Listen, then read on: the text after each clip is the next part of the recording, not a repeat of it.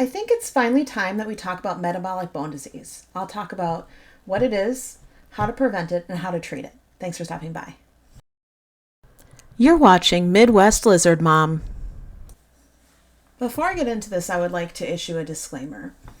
If you recently have been told that your bearded dragon has metabolic bone disease, don't beat yourself up. It's great that you found out and that you are now investigating what to do next.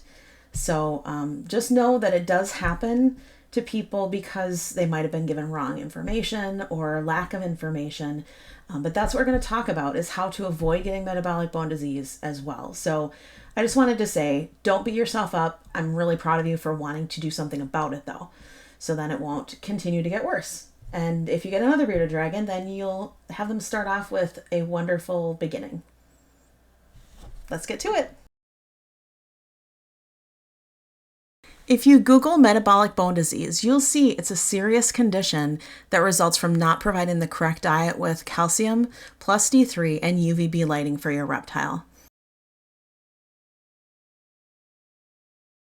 The bones go through a painful process as the calcium gets released, causing a reptile to develop deformities such as curved backs or tails, a rubbery jaw, unable to use their limbs, potential internal issues, causing them to become weak or possibly die. The symptoms can include swelling, twitching, and not using their limbs. You may be wondering, is metabolic bone disease painful for lizards? Well, it's assumed that it is. We can't necessarily ask them and get a response, but considering what's going on with their bones, it must hurt. And as it gets worse, it will continue to hurt. So the assumption is that, yes, it does hurt them. November 3002 asked, what the very earliest signs are would be nice to know. Early signs may impact the jaw, causing it to become rubbery. That's where we call rubber jaw. It could become more flexible or an underbite. That could also be due to genetics. So don't assume that it's MBD, but don't ignore it either. It could also start with limited use of their limbs. So if you notice that your bearded dragon is dragging themselves, that could be a sign of MBD, but it could also be a sign of impaction or other things. So it's definitely a good idea that if you notice your bearded dragon behaving weirdly or weirder than usual, that you do get it checked out. How do dragons get MBD? Well, it's seen mostly in juvenile bearded dragons before they're the age of 2. MBD is generally caused by feeding an improper diet that's high in phosphorus and low in calcium, or lacking the adequate UVA, UVB exposure. I'm going to include a list now of the foods that you will want to limit because they are high in phosphate. Definitely you'll want to stick to staples mostly, and you could possibly throw in these other foods. That is your choice, but definitely just make sure that you're aware that these shouldn't give them every day. You may be wondering why we don't give more calcium and just focus on giving calcium all the time. Well, the reason why is they can get too much calcium, and that's another condition. That's why you should not give them liquid vitamin calcium with D3 unless your vet tells you that you should be taking it and the time frame that you should be taking it for. So definitely don't buy that to have it on hand. Make sure that if you are supplementing it, it's because the vet told you that you need to do it, and then the length of time frame. MBD. It's as easy as 1, 2, 3. 1, diet. 2, supplements. And 3, lighting. We're going to talk about how those impact the bearded dragon. A diet balanced in calcium and phosphorus, protein, energy, and other reptile-specific nutrients, and adequate UVA, UVB exposure would help to prevent your dragon from getting metabolic bone disease. Another question may be, can my bearded dragon fully recover from MBD? Can it be reversed? Well, some people think that it could be. However, based on what it's doing to the body, how it's leaching calcium from the bones, I don't think you could reverse it. You could stop it from going any further as long as you make the changes that you need to. But as far as making it so that the bearded dragon goes back to the way they were beforehand, I really don't think that that's possible. Keep in mind that if your bearded dragon has MBD, they can still survive. They can still have a good life.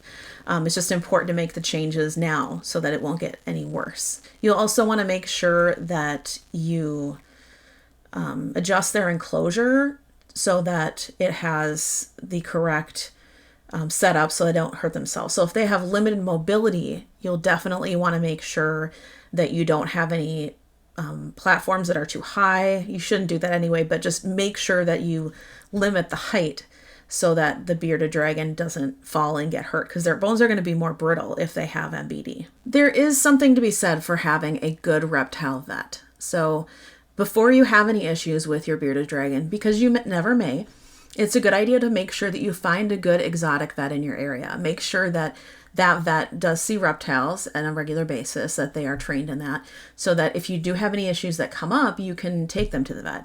It's also a good idea to get an annual checkup. They'll make sure that your bearded dragon is healthy, and also you can bring in a fecal sample on your annual, or if there's any weird poos that occur, to that vet, and then they can test it for any issues, if they have parasites or any other thing that could be wrong if there's something off.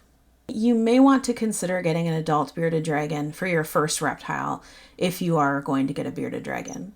The reason being is if they are an adult already, at least 2 years old, then they've gone through the majority of their growing and they're well formed. Now, it doesn't mean that MBD isn't a risk anymore. However, those really critical years that they're growing have already happened. So that's a good thing.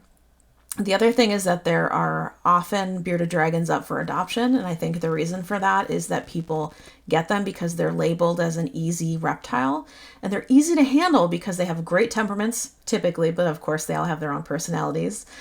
But they do have a lot of special needs. You need to make sure that you're giving them a diet. It needs to be fresh food, bugs. Some people discover they don't like bugs and want to get around it by having freeze-dried bugs or food pellets, and those really aren't good for you, aren't good for your dragon. So that can be why some people give them up for adoption, and that's really too bad. But that being said, there are often many. You can find an adult one, I am sure, in your area. Lastly, I want to talk about community. I think it's a great idea to be in touch with a community that you can talk to about your questions or just celebrate the love of bearded dragons. And the group that I really like is Bearded Dragon Knowledge. They have a lot of helpful information. They even have the science behind the phosphorus, calcium information, and other things.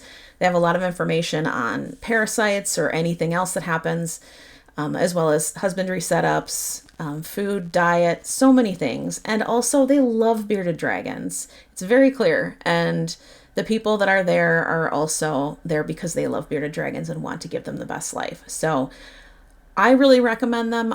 If you are not a member, I would definitely recommend joining because they have been very helpful. I have been a member for a few years, and I really appreciate all the information that they have available. So that's it for now. Thank you so much for stopping by and sticking in till the end. I know it was a long one. But I will see you next time. Bye.